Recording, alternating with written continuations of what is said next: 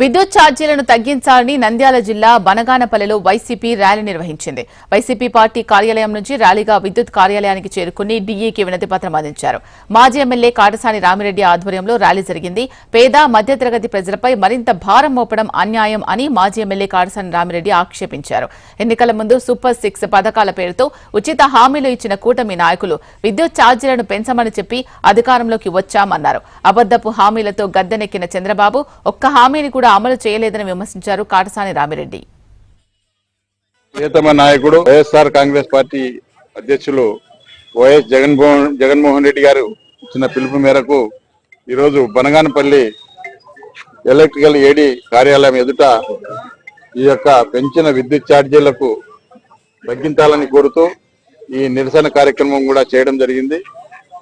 ఈ రాష్ట్రంలో ఇప్పటికే దాదాపు 6,000 కోట్ల రూపాయలు ఇప్పటికే పెంచడం జరిగింది.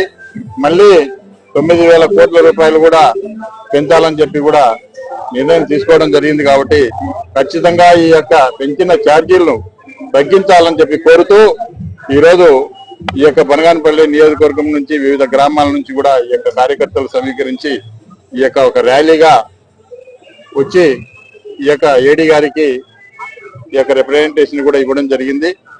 మరి అదే విధంగా తెలుగుదేశం పార్టీ కూటమి ప్రభుత్వం అధికారంలోకి వచ్చిన తర్వాత ఈరోజు ఎక్కడ చూసినా కూడా దౌర్జన్యాలు, దోపిడీలు, మరి మహిళల మీద అఘాయిత్యాలు, అదే విధంగా ఈ యొక్క సూపర్ 6 మరి ఏదైతే మీరు హామీ ఇచ్చినారో ఆ సూపర్ 6 ఏ ఒక్కటి కూడా అమలు చేయకుండా కేవలం ఏదైనా ప్రశ్నించే వాళ్ళందరినీ కూడా తప్పుడు కేసులు పెట్టి ఈరోజు జైల్లో పెట్టే కార్యక్రమం చేయడం జరుగుతూ ఉంది.